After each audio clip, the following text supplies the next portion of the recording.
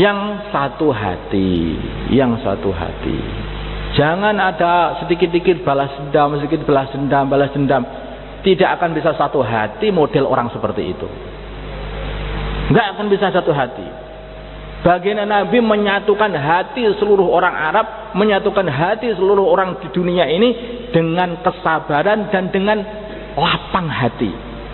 Pemaaf. Kalau baginda Nabi marah, apa yang terjadi? Disembelih semua orang Quraisy itu di Mekah itu. Begitu baginda Nabi perlihatkan pemaaf dia, nggak apa-apa masalah. Sudah tidak ada celaan bagi kalian. Semoga Allah SWT ampuni kalian semuanya, nggak masalah. Yang sudah nggak masalah. Yang sudah ya sudah, nggak masalah. Sekarang terus, ayo kita bersatu, satu hati lagi, satu kerja. Monggo, Bismillah, siap. Ada pertanyaan, baginda Nabi juga berkata begitu sama orang-orang Quraisy dulu itu. Akhirnya betul, insya Allah masuk Islam semuanya. Dengan pengampunan. Bukan kok apa-apa itu kurang ajar. Dia telah berkata kepada aku seperti ini. Awas ya. Oh. Kita harus ambil sikap.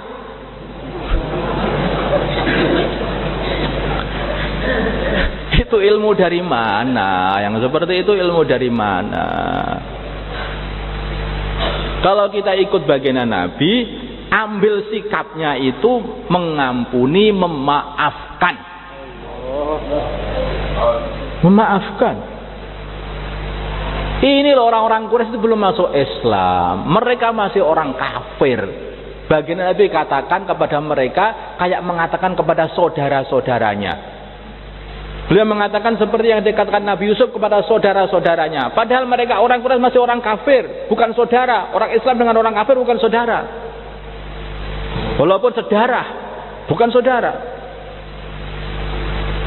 Tapi hadirin, beliau mengatakan aku berkata kepada kalian seperti Nabi Yusuf berkata kepada saudara-saudaranya. La tasriba alaikumul yaum yaghfirullah lakum. Semoga Allah ampuni kalian sudah. Tidak ada masalah. Yang sudah. Sekarang satu hati lagi, satu kerja lagi. Insyaallah, ya. Nah, itu satu hati lagi, satu kerja lagi. Satu markas lagi. Musyawarah lagi. Bareng-bareng musyawarah. Bareng-bareng saling mahabbah, saling cinta mencintai. Insyaallah Bang ya. Nanti kalau sudah seperti ini kita bisa membuat istimewa Indonesia Pak. Insyaallah kita buat istimewa Indonesia, seluruh Indonesia kita buat istimewa insyaallah. Ya, tapi syaratnya satu hati. Tapi kalau satu hati kita nggak bisa membuat istimewa lagi. Nah, habis sekarang. Pilih mana? Satu hati atau bercerai-berai? Harus satu hati. Namanya satu hati itu orang kafir pun itu faham itu adalah satu kebaikan. Itu adalah satu kebaikan. Orang awam pun paham itu adalah satu kebaikan. Namanya cerai berai, anak kecil pun paham itu adalah satu keburukan. Kalau seorang keluarga mempunyai 1 anak atau 5 anak, kemudian bapaknya dan ibunya bercerai, anaknya mengatakan ini salah, yang benar adalah bapak dan ibu tidak boleh bercerai. Benar gak? Saya salah ya? Benar apa salah? Benar salah Pak? Nah iya, sampean tanya anak-anak sampean. Nah ini sing bener bapak iki cerai karo ibuke apa gak? Awas cerai wae. Nah. Semua anak kecil pun paham. Kalau bapak dan ibu sudah bercerai, anak terlantar. Mesti anak terlantar. Anak kecil paham. Bagaimana orang tua nggak paham? Bukan nggak paham, tetapi nafsunya, dendamnya, marahnya itu lebih tinggi daripada pemaafnya. Gara-gara itulah. Kalau seseorang itu pemaafnya tinggi seperti baginda Nabi, pemaafnya tinggi seperti Nabi Yusuf alaihissalatu wassalam, seperti para anbiya, sampai baginda Nabi sendiri kan wasbir kama sabara ulul azmi minar rusul. Hadirin yang dimuliakan Allah Subhanahu wa taala, tidak ada perpecahan, hanyalah adanya persatuan. Tidak ada perpecahan. Semua perpecahan itu hanya gara-gara dendam, egois, pengen mau menang sendiri, gak pengen, dan ambil sikap katanya. Apa itu ambil sikap itu? Bahasa mana itu? Ambil sikap. Insyaallah ya. Kalau kita pengen ngambil sikap, sikap kita adalah sikapnya baginda Nabi ketika Fathu Mekah, la tasriba alaikumul yaum. Al-Karim idza qadara afa. Seorang mulia kalau sudah menang justru malah mengampuni, gak apa-apa.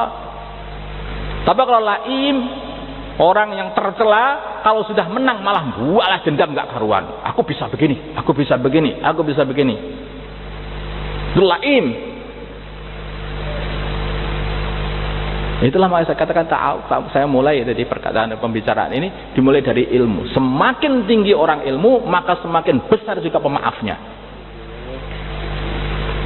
Semakin tinggi orang ilmu, maka semakin pemaaf. Semakin tinggi seseorang itu punya ilmu, maka semakin jadi penyabar. Tidak ada orang yang lebih sabar melebihi para anbiya.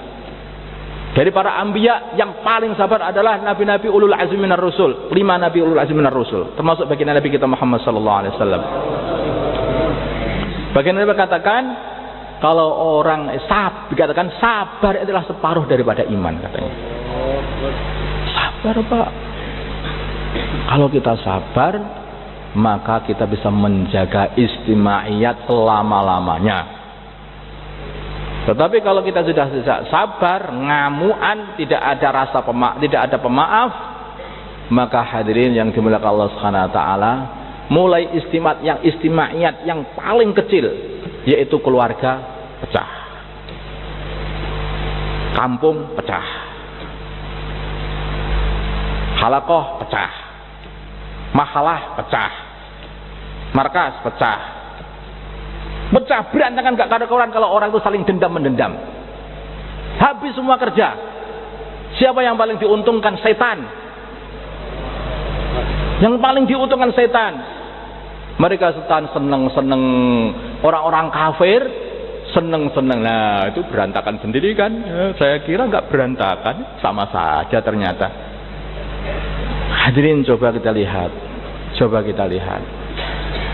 Orang kafir itu ada negeri namanya negeri Amerika Serikat. Itu berapa negara? Banyak negara berkumpul jadi Amerika Serikat. Mereka pengen membuat istimaiyah. Kalau salah satu negeri itu ngamuan, cerai-berai enggak? Cerai-berai. Akan tercerai-berai. Ada negeri-negeri berkumpul, mereka membuat kumpulan jenengan NATO. Nah, NATO bahasa Indonesianya katanya. Membuat kumpulan, membuat istimaiyat. Mereka berpikir bahwa istimaiyat itu adalah baik, menguatkan kekuatan. Buat NATO. Maka membuat kumpulan-kumpulan. Ada negeri yang dulu pernah berpecah, yaitu Jerman Timur dan Jerman Barat. Kemudian mereka berpikir yang paling bagus adalah istimaiyat. Maka tidak ada Jerman Timur dan Barat, sekarang Jerman satu Jerman. Gajah Mada, apa yang dipikirkan Gajah Mada? Menyatukan seluruh Nusantara. Karena para Gajah Mada paham bahwa istimewa itu adalah baik. Kumpulkan semuanya. Gak ada orang yang berpikir, ini orang awam, orang kafir, sampai semua paham bahwa istimewa itu adalah baik dan bercerai-berai itu adalah buruk. Ini sebetulnya mulai kecil kita itu sudah diajari. Kalau bercerai-cerai itu runtuh. Tapi kalau berkumpul itu kita akan teguh. Berkumpul kita teguh, bercerai kita runtuh. Seperti itu. Mulai kecil kita sudah diajari seperti itu. Tetapi tidak pernah dipraktekkan. Kalau orang punya fikir istimaiyat, yaitu dengan dasar yaitu sifat pemaaf, ya dah, sifat pemaaf. Berteman pun jadi enak. Maka hatinya enak, semua teman-temanku, semua ini temanku, semua temanku. Itu loh fulan itu gonjeng kamu, katanya kamu begini, enggak masalah, enggak apa-apa. Alhamdulillah. Ya betul kayak begini, enggak masalah lah. Kecil itu enggak apa-apa. Coba kalau kita katakan seperti itu, kalau kita rasa seperti itu, dengan teman kita enak. Teman kita jadi banyak sekali. Seluruh dunia, semua orang Islam menjadi teman-teman kita. Kalau kita berpikir istimewanya. Tetapi kalau kita berpikir perpecahan, kita tidak punya teman sama sekali. Sekat-sekat akan nampak semuanya. Dari negeri-negeri, beda negeri tersekat, beda bangsa tersekat, beda kampung tersekat, beda keluarga tersekat. Akhirnya pol-pol masuk di rumah sendirian, hanya keluarga sedikit aja. Istrinya itu juga, kamu kan anak orang lain, kamu juga anak orang lain. Ya sudah, kamu pulang, saya pulang, habis semuanya. Habislah Pak, nggak begitu caranya. Kalau nggak saling memaafkan, nggak bisa kumpul kita ini. Insyaallah ya. Harus dijaga betul. Kerja dakwah ini maksudnya kerja untuk menyatukan hati, bukan untuk mencerai-beraikan. Insyaallah. Maka siapa yang ada niat untuk keluar di jalannya Allah Subhanahu wa taala 4 bulan 40 hari ke seluruh negeri, nggih, mendatangi semua markas-markas yang ada di seluruh Indonesia ini, dan misinya adalah menyatukan umat Islam ini bersama satu pikir semuanya dan satu kerja semuanya, tidak bercerai-berai lagi. Mulai sekarang ini, mulai hari ini,